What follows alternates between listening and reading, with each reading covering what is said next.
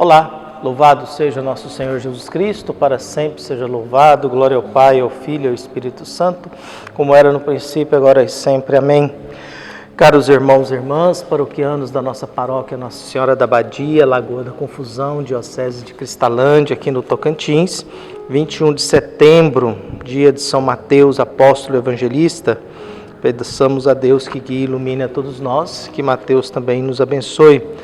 Mateus, o publicano, chamado também de Levi, está em Marcos 2,14, Lucas 5,27, passou de cobrador de impostos a discípulo do mestre que lhe dissera: vem e segue-me.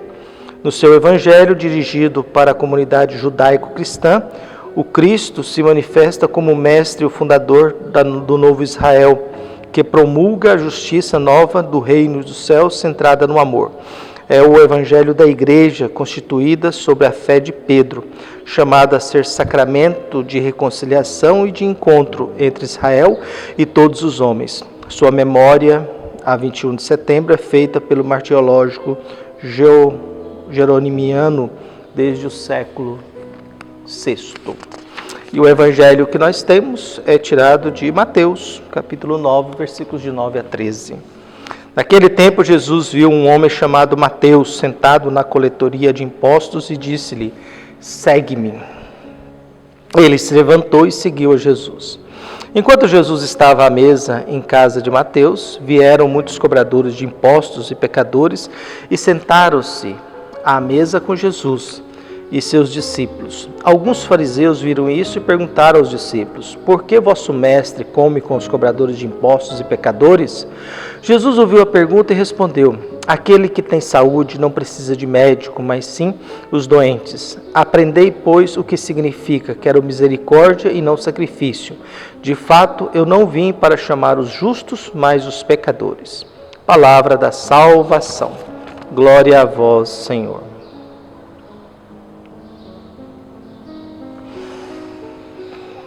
Caros paroquianos da nossa paróquia, celebrando aí São Mateus, nós somos guiados pela palavra de Deus e fazendo sempre memória desses homens e mulheres que no passado viveram a experiência de encontro com Deus, e essa experiência alterou a sua vida, a sua história, e viveram uma experiência de tal modo vivida que aqueles que foram testemunhas da vida deles resolveram eternizá-los, e a igreja também resolveu eternizá-los, colocando na esfera dos mártires, dos apóstolos, dos santos que nós temos, na qual a gente faz memória deles sempre. Nosso querido Caio Fernando Abreu dizia: somos inocentes em pensar que sentimentos são coisas passíveis de serem controladas. Eles simplesmente vêm e vão.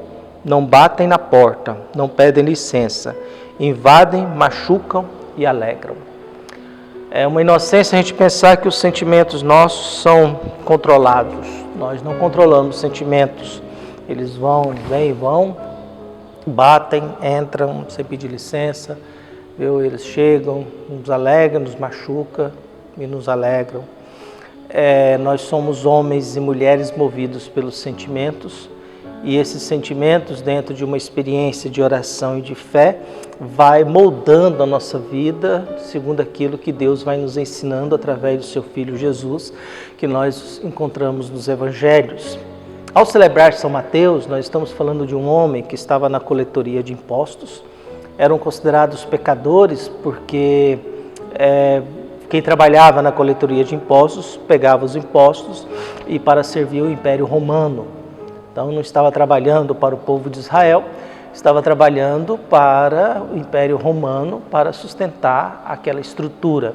Afinal, Israel era invadida e controlada por Roma, e os cobradores de impostos serviam ao Império Romano, por isso eram considerados como pecadores.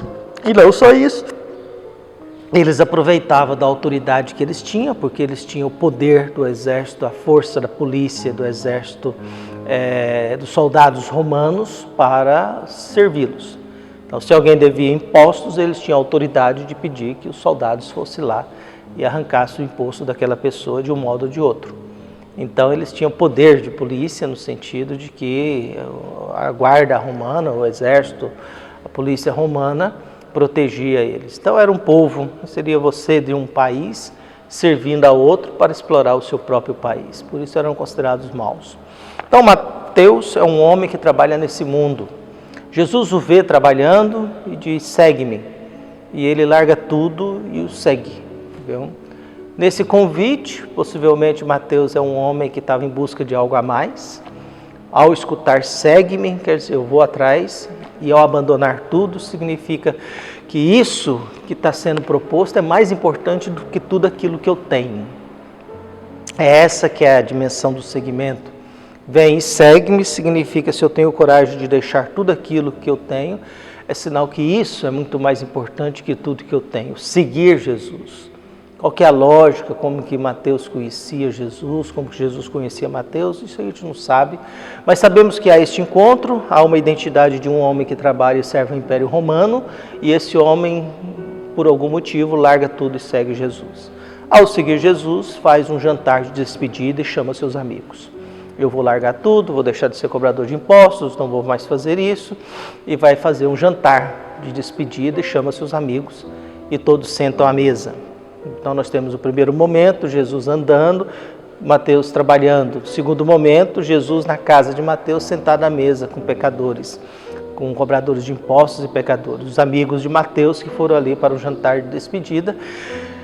E aos fariseus que observam isso e perguntam aos discípulos, por que o vosso mestre come com gente desqualificada? Entendeu? Por que vosso mestre come com gente pecadora?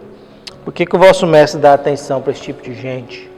Por que esse aí que está falando de Deus dá atenção para pecadores, cobradores de impostos, esse pessoal? Jesus responde dentro do contexto, viu, da medicina. Jesus ouviu a pergunta e respondeu, aqueles que têm saúde não precisam de médico, mas sim os doentes. Viu? Aqueles que têm saúde, os santos, não precisam de Deus. É os pecadores que precisam de Deus. Os perfeitos não precisam de Deus. Os imperfeitos que precisam de Deus. Os corretos não precisam de Deus. É os incorretos que precisam de Deus. É os doentes, os pecadores, essa turma que precisa de Deus. E por isso Jesus, além disso, faz uma referência ao Antigo Testamento. Aprendei, pois, o que significa quero misericórdia e não sacrifício. De fato, eu não vim para chamar os justos, mas os pecadores. Jesus coloca a sua missão, a sua identidade, o seu compromisso. Acolher Mateus, que era um pecador, trazer um pecador para o seu apostolado, para ser seu apóstolo, chamar um homem que vivia no mundo servindo a Roma para servir a ele, segui-lo, e essa é a resposta que Jesus dá, necessária para todos nós. Principalmente no mundo em que nós nos encontramos com os santos perfeitos, com os irrepreensíveis, com aqueles que dão testemunho de serem exemplos para Deus e o mundo, e às vezes a gente esquece um pouco dos pecadores, a gente esquece dos pobres de alma, de espírito, de dinheiro também. Ou às vezes a gente fala de caridade, mas na hora de fazer a caridade a gente quer cobrar do pobre miserável que mora no lixão uma consciência de quem mora no centro da cidade, de quem tem curso universitário. A gente quer cobrar de quem vive numa vida subhumana, desperdiçada, abandonada, a consciência e o bom senso de quem vive num certo conforto, num bairro de classe média alta, de algum lugar com toda a estrutura de formação. Por isso a minha prece hoje é que nós tenhamos disso. Eu quero misericórdia, não sacrifício. Que nós sejamos mais misericordiosos. Que a gente tenha um pouco mais de atenção com quem precisa. Que a gente seja mais atencioso a quem está com dor. E a quem não consegue acertar, a quem erra. Isso não significa que a gente está de acordo com toda uma pessoa maldosa. Não estamos falando de maldade. Não estamos falando de criminosos, estamos falando de gente que quer encontrar Deus e não sabe como. Ou gente que não teve oportunidade na vida e não está conseguindo acertar e por isso sofre. Que Deus abençoe a todos nós, que a gente tenha essa consciência. Somos inocentes no pensar. A gente tem a vã pretensão de pensar que nossos sentimentos são controláveis. Não são. Nossos sentimentos são isso que chega, vai, que nos machuca, que nos alegra, mas eles vão e vêm. Um abraço e até mais.